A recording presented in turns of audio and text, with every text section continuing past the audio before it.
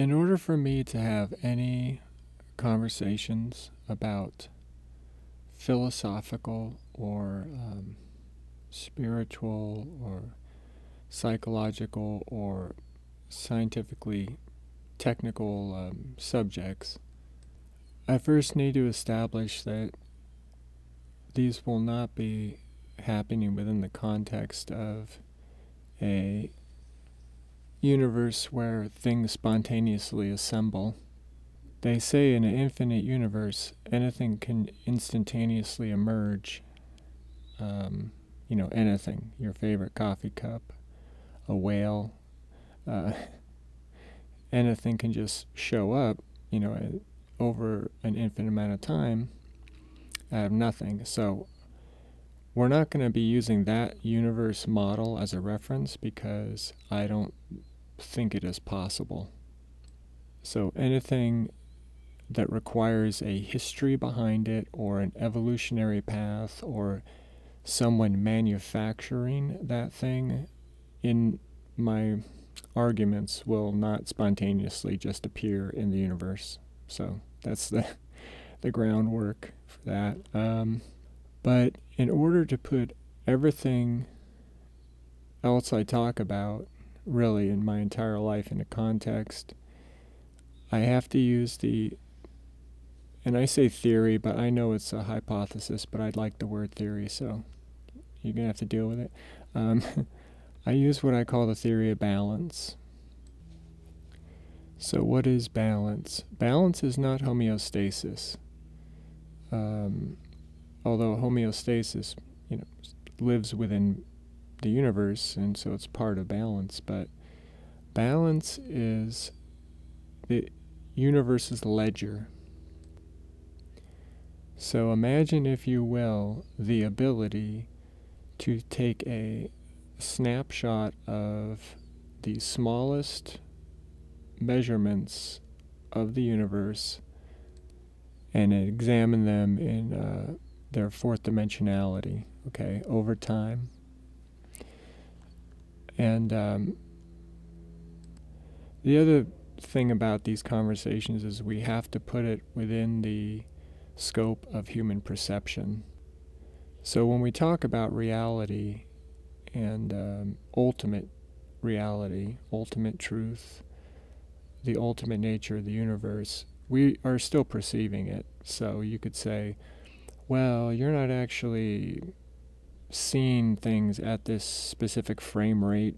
Your mind is patching it together, or, when you turn your head, you're focusing on one thing, you turn your head, you're focusing on another, and then your brain fills in the data in between. It's not an actual, like a video capture. But we're still perceiving it from a human vantage point. So I'm framing everything within that human vantage point because at the end of the day, any argument you make about reality, we still have to function within it, and it has to have practical applications for people to care about it. Okay, so balance is the simultaneous execution of all, executionable things in the universe measured on the smallest scale possible. Now, we could say that's Planck scale, but, my other theory about fourth dimensional volumes is that there is no delineation. There is no cutoff point in which a particle is moving frame by frame. It is a continuous fourth dimensional volume of that object, particle, whatever. But I'll get into that in another video or another audio track. But so, what is the point of balance, you say? Oh, you're just talking about reality. You're just talking about happenings of the universe. Well, the point is that if you're going to have any arguments about the nature of time or the nature of consciousness or whether free will exists, you have to be able to look at the tape, right? You have to be able to say, why did this person do this thing? And then roll back the events on every single level to get to the ultimate cause. So, for instance, let's say that you were walking in the park and you were suddenly scared by a dog, right? The dog barks at you out of nowhere from behind a bush or something. And you jump, you're like, oh my God, and you jump and you're scared, and then you get your bearings back and you continue on your walk, right? So in that particular instance, we can say to ourselves what happened in that moment, that segment of time. And on a macro level, anyone casually talking about it would say, oh yeah, you just, you were walking by a dog and it scared you and you got adrenaline and you reacted instinctively and jumped away and, maybe you cursed, right? When you don't usually curse. And then that was it. Nothing amazing. But if you look at it through the lens of balance, there was a hormonal response that was on a specific time frame. There was a subconscious activation of muscle fibers and muscles. There were chemicals released. Okay, and this is above and beyond all the other just normal happenings within your body. So your DNA is splitting, your enzymatic processes are going on. All of that will be going on anyways, but it is still part of that slice of space-time that you occupied on the Planck scale. And so we can look at it in any magnification, from quantum particles all the way up to the mind, and kind of map every step, if we have the data, map every step of the process, of you walking carefree, and then you see the dog visually, or maybe you heard it, and then your body immediately releases adrenaline and cortisol and these other stress hormones, and then you physically reacted to it. So just imagine it as a 3D slow-mo video of everything within that space. But it's not just that space, it's the entire universe. But, to focus in, we'll say that event, right? The reason that this is so important as a tool is because we're going to talk about free will eventually, and to say that you have free will or not have free will, you really need to look at it within the context of the cause and effect of everything within a slice of that space-time, right? And this also applies to consciousness. If you say something is conscious, then there are certain processes, reactions, actions that should be happening, prompted by various stimuli within whatever length of the balance, the ledger, that you want to look at. And we can, in hindsight, extrapolate every condition or cause and effect, however you want to say it, of every single event in that subject. Okay. So, to use an inanimate object, let's say you had a 1-inch diameter stainless steel ball bearing, okay, and it's just sitting there static on a desk. Well, the balance of that ball bearing would seem to remain the same, right? But, to get off on a tangent, I would argue that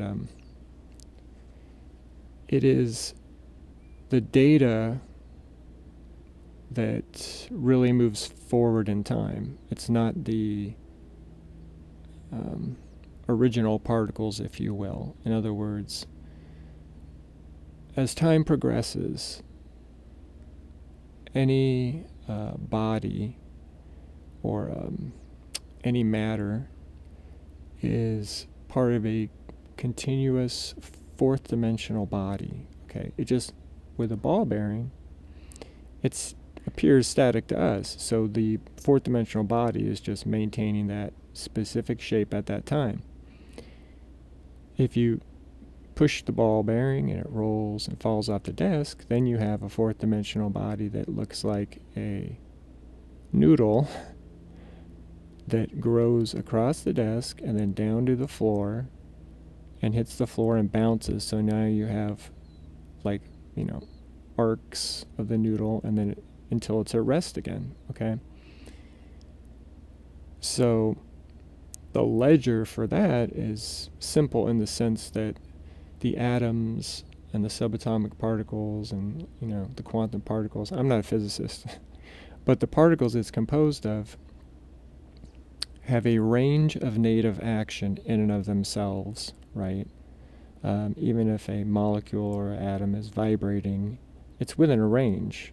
It's going to stay within that range. And then if it's assembled or manufactured into a object like a sphere, that sphere, even if there was a shell of vibratory range around it, it's still limited by its native properties. And we'll get into native properties too. But basically, that ball on a Newtonian physics scale is going to follow very specific things, and we can predict these because that's how we do satellites and space travel and all this other stuff. But so it seems very simplistic, this ball bearing. But in a real sense, we are just like that. A human, if you look at every slice of our time and movements, the particles are following specific paths that they must follow when they are in motion, right? You can't stop your DNA from splitting. You can't stop your cells from dividing consciously. We're talking about the average person.